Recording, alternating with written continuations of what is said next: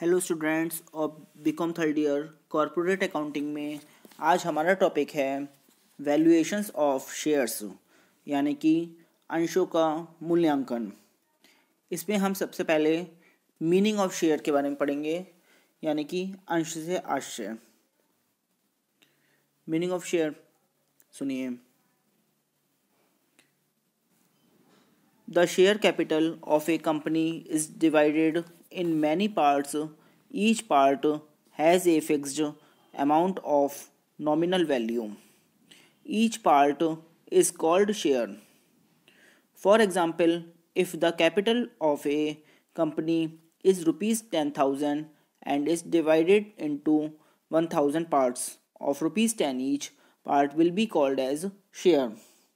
मतलब प्रत्येक अंश पूंजी वाली कंपनी की पूंजी को एक निश्चित राशि के हिस्सों या भागों में विभाजित किया जाता है। पूंजी के इस प्रत्येक हिस्से को अंश कहा जाता है। उदाहरण के लिए यदि किसी कंपनी की पूंजी 10,000 रुपये हो तो तथा उसे 10-10 रुपये के 1,000 हिस्सों में विभाजित किया गया हो तो 10 रुपये के प्रत्येक हिस्से को अंश कहा जाएगा। इसमें इसकी डेफिनेशन आती है। According to Indian companies act 1956, share means share in the capital of a company and includes stock except where a distinction between stock and share is expressed और इम्प्लाइड। मतलब भारतीय कंपनी अधिनियम 1956 के अनुसार अंश का आशय कंपनी की अंश पूंजी के एक भाग से है और इसमें स्कंद को शामिल किया जाता है जब तक कि स्कंद और अंश में स्पष्ट गर्भित रूप से अंतर न किया गया हो। ठीक है। सेकंड है, according to Lord Lindley has defined the share as that part of capital for which each shareholder is authorized is called share। मतलब लॉर्ड लिंडले ने अंश को इस प्रकार परिभाषित किया है, पूंजी का वह भाग जिसके लिए प्रत्येक अंशधारी अधिकृत है अंश कहलाता है। ठीक है, आगे सुनिए। अब आते हैं meaning of valuation of shares, मतलब अंशों के मूल्यांकन से आशय। अब इसमें सुनेंगे। Valuation of shares means to fix such price of shares at which these can be purchased, sold, transferred और असेस्ड फॉर टैक्स और on the basis of which the share holders और any other concerned person can have correct knowledge about the share capital of the company. However, it is not wrong to say that valuation is not an exact science. This is the reason why if a share which is not listed on a recognized stock exchange, if valued by the two different values, would give different valuations। मतलब अंशों के मूल्यांकन से आशय इनके ऐसे मूल्य के निर्धारण से है जिस पर इनका क्रय विक्रय, हस्तांतरण या कर निर्धारण, संपत्ति कर, धन कर आदि उद्देश्य के लिए किया जाता है, अथवा जिसके आधार पर अंशधारी या अन्य किसी संबंधित पक्ष को कंपनी की अंश पूंजी की सही स्थिति की जानकारी होती है। किंतु यहाँ यह कहना अनुचित न होगा कि अंशों का मूल्यांकन एक निश्चित विज्ञान नहीं है। यही कारण है कि यदि ऐसे अंशों का जो किसी मान्यता प्राप्त स्टॉक विनिमय पर सूचीबद्ध नहीं है मूल्यांकन दो अलग अलग विशेषज्ञों द्वारा कराया जाए तो उनका मूल्यांकन समान नहीं होगा। इसमें आती है according to B.S. Kothari. B.S. Kothari के अकॉर्डिंग इसकी डेफिनेशन है, the valuation of shares is not an exact science and cannot be reduced to rigid rules or formulas। सुनिए इसको। B.S. कोठारी के अनुसार अंशों का मूल्यांकन एक निश्चित एक निश्चित विज्ञान नहीं है और इसे ठोस नियमों तथा सूत्रों में रूपांतरित नहीं किया जा सकता। मतलब but this does not mean that valuation of shares is not possible. Accounting experts have devised some principles which, if used properly, will enable valuation of shares। मतलब किंतु इसका अर्थ यह नहीं निकालना चाहिए कि अंशों का मूल्यांकन संभव नहीं है। लेखा विशेषज्ञों ने कुछ ऐसे सिद्धांत विकसित कर लिए हैं जिनका यदि सही ढंग से प्रयोग किया जाए तो उनके द्वारा अंशों का मूल्यांकन किया जा सकता है। ठीक है, अब आता है आगे necessity of valuation of shares, मतलब अंशों के मूल्यांकन की आवश्यकता। इसमें बताएंगे हम, सुनिए। The shares of those companies which are not traded on the stock exchange, the valuation of such shares is required for sale and purchase. मतलब जिन कंपनियों के अंशों का क्रय विक्रय स्कंध विनिमय पर नहीं होता, उन कंपनियों के अंशों का क्रय अथवा विक्रय करने पर अंशों के मूल्यांकन की आवश्यकता होती है। Shares of private company can not be bought और sold independently. The sale can be made only with the consent of other members. If they are to be sold, it is necessary to calculate value of shares। Private company के अंश स्वतंत्रता पूर्वक खरीदे बेचे नहीं जाते।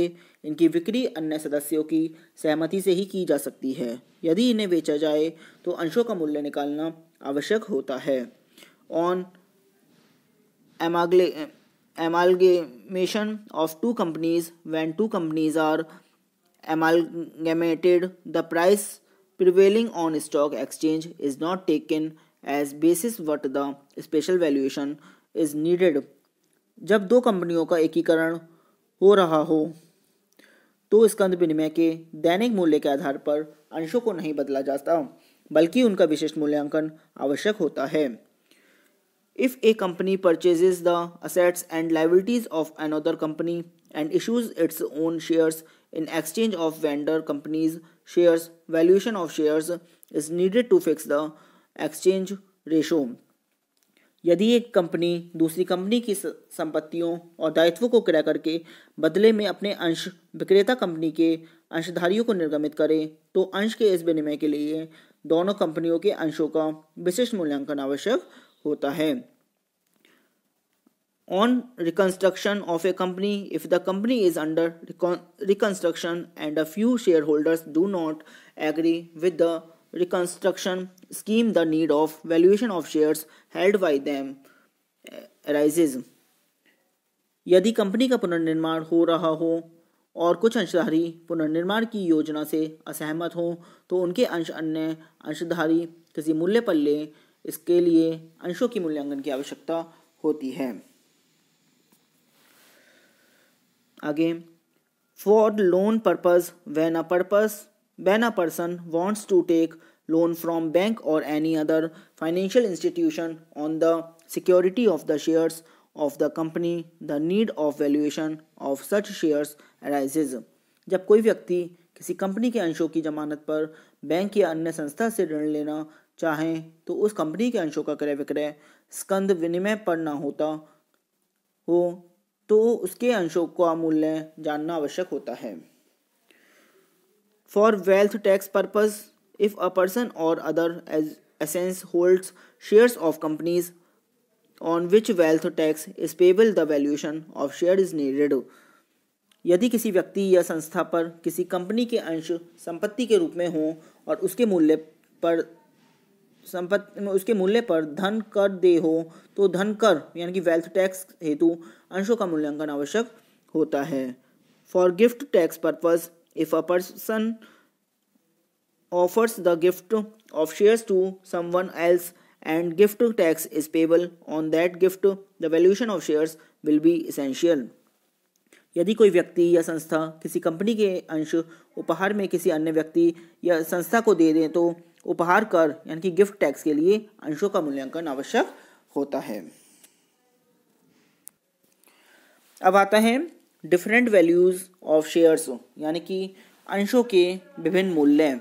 इसमें सुनेंगे हम the value of a company's shares may be par value, book value, cost price, market price, capitalised value, intrinsic value, fair value, etc.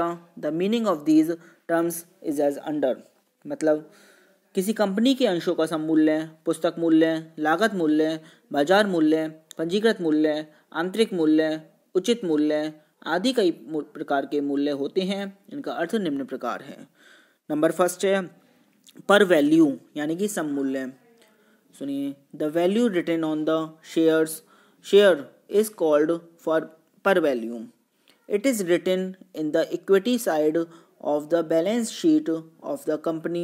For example, if the capital of the company is rupees 10 lakh and it is divided into 1 lakh shares of rupees 10 each, rupees 10 in the is the per value. The company can issue shares above per value, example at a premium और willow पर value at a discount.